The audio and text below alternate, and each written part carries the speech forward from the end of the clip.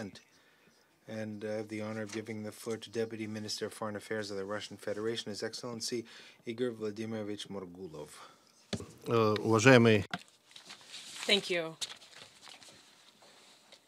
Mr. Guterres, Mr. Norif, distinguished guests, ladies and gentlemen, regular meetings of this format between the United Nations and the Shanghai Cooperation Organization have become a good and very sought-after, relevant tradition. They help to strengthen bilateral cooperation in the name of bolstering peace, security, and stability, which has been progressively developing since the SCO was granted observer status at the UN in 2004. Today's joint event is dedicated to the topic of the linkages between terrorism and organized crime and financing terrorist activities through drug trafficking. The relevance of this topic is all the more evident as a significant part of the proceeds generated by the global drug trafficking business goes towards fueling terrorism. Since its establishment in 2001, the Shanghai Cooperation Organization has established itself as a universal intergovernmental association whose activity covers all areas including politics, security, economics, and humanitarian cooperation. Today, the SCO, as has already been said, is an authoritative participant of international relations and a recognized and reliable partner. The area covered by the organization, which brings together 18 member states, observers, and dialogue partners, is home to nearly half of the world's population and produces approximately a quarter of global GDP. The powerful political, defense, economic, cultural, and civilizational capacity, the impressive geographical scope of the SCO space, which spans the area from Europe to Southeast Asia, open up vast prospects for further substantive development of the cooperation between the UN and the SCO. This understanding was confirmed at the September meeting of the Security Council, presided over by the Russian Federation and dedicated to the cooperation of the UN with regional organizations. And the Minister of Foreign Affairs of the Russian Federation and Distinguished Secretary General Guterres took part in that meeting. Dear colleagues, firm commitment to the fundamental principles and norms of international law enshrined in the UN Charter is the basis for SCO's activities. The efforts made in solidarity by its member states seek to establish a reliable global architecture of security and sustainable development. Actively advancing this area of work is one of the priorities of our chairmanship of the SCO in 2019-2020 that have been defined by the President of the Russian Federation, Vladimir Putin. We attach particular importance to further consolidating the SCO members here at the UN and other international organizations, and today's event is testament to this. We believe it is important to work towards expanding constructive political dialogue, effectively meeting the challenges of WMD, non-proliferation and arms control, combating terrorism and extremism, attaining the Sustainable Development Goals by 2030, strengthening mutual trust and cooperation between peoples. During Russia's chairmanship of the SCO, more than 90 events have been planned, a number of which have already taken place. For instance, in September in Moscow, a meeting took place on the topic of preventing an arms race in outer space, following which a decision was made to prepare a corresponding statement by the heads of SCO member states. At the November consultations on informational security, we received support for a proposal to jointly promote resolutions within the UN, particularly those on preventing the use of ICTs for criminal purposes. Tomorrow, experts of SCO member states will convene in Moscow to discuss cooperation in the area of biological security. And of course, a key area of the SCO's activity is effectively responding to the demonstrably increased challenges and threats to security. That work is based on a solid legal and treaty framework, important elements of which are targeted conventions, agreements, strategies, and programs. And a number of these documents, I wish to draw your attention to this, is open for accession by interested states. For example, the Convention on Countering Extremism, which is open to accession, and we invite all the participants of today's meetings to closely study those documents. The regional anti-terrorist structure of the SCO, which was established in 2002, is effectively functioning in Tashkent, thus ensuring efficient cooperation in combating terrorism and extremism, including by coordinating the work of competent bodies of member states. The increasing symbiosis between terrorism, extremism, drug trafficking, and transnational organized crime, as well as the importance of ensuring information security, brings the need to develop a comprehensive approach to neutralizing these threats to the forefront.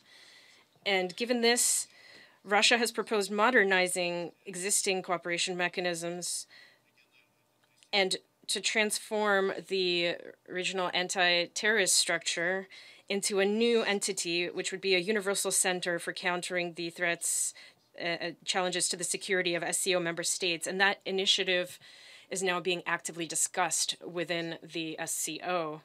We attach particular importance to deepening cooperation with the United Nations, particularly with the Counterterrorism Committee and the UNODC. And another practical step towards this will be the meeting of the Working Group on Precursor Control, which will take place in the coming days in Shanghai as part of the Paris Pact initiative.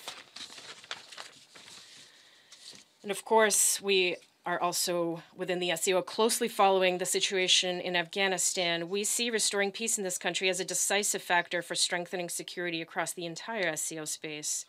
The recent ISIL attack on a border post in Tajikistan has once again confirmed that the terrorist threat in the region is very real indeed.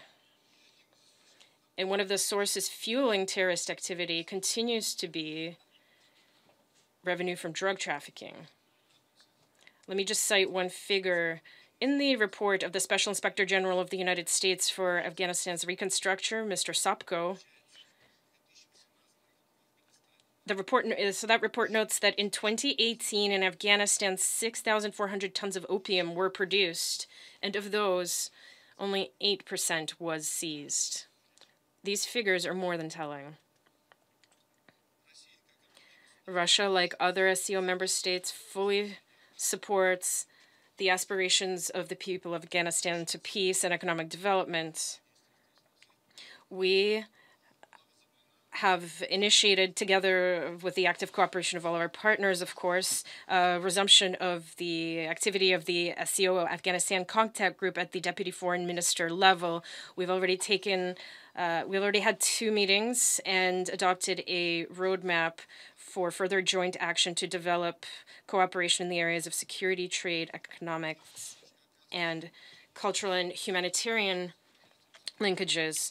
We're actively supporting the advancement of the inclusive peace process with the participation of Afghanis themselves towards a political settlement with the UN playing a coordinating role. In that context, I note the holding in Moscow in February and May of this year of intra-Afghan dialogue meetings, as well as trilateral consultations between the special representatives of Russia, China, and the U.S., the latest round of which took place with the participation of Pakistan in October of this year in Moscow. Dear colleagues, the SCO consistently advocates improving global governance architecture, strengthening the international trade system based on the WTO rules, and consistently implementing the 2030 agenda. We also believe that unilateral protectionist and sanctions measures are unacceptable. We are convinced that eradicating poverty, creating an environment for the decent lives of citizens, plays a decisive factor in clamping down on extremist ideas and containing the spread of terrorist ideology. That is why one of the priorities for Russia, together with its SCO partners, is achieving synergy between the potential of national strategies and multilateral integration projects. And I refer in particular to our initiative of a broad Eurasian partnership, which we have been consistently promoting in order to create a broad space in Eurasia for open, mutually beneficial, and equal cooperation with the participation of SCO member states, the Eurasian Economic Union, ASEAN, and with the door open for future participation by our colleagues from the EU. During our chairmanship, we intend to advance cooperation both in traditional areas such as trade, investment, industry, agriculture, transportation, energy, as well as breaking ground in new areas such as high technologies, innovation, economic digitization, including the development of remote rural regions and interregional linkages. We will initiate concrete steps to implement the new program for multilateral trade and economic partnership in the SCO, which was adopted in November of this year. And of course, we are going to attach particular importance to cooperation in the humanitarian sphere. And here, a particular focus is being made on the SCO Youth Council and preventing the involvement of youth in extremist activities. And finally, I wish to recall that the main political event in this upcoming period will be commemorating the 75th anniversary of the victory over fascism in World War II. This will allow to draw attention of the world community, and particularly the young generation, to such topics as the preservation of historic memory, preventing falsification of history, combating extremist ideas and terrorist ideologies, and we're convinced that this is in the common interests of humanity as a whole. Dear colleagues, moving forward is impossible without mutual trust, respect, and joining efforts, and that's why we aim for close, open, equal cooperation with all interested states and international organizations, but of course, first and foremost, with the United Nations. We will continue strengthening joint works along the lines of the UN-SCO Joint Declaration of 2010 and other documents that have and agreements that have been reached between the SCO and specialized UN bodies. Thank you for your attention.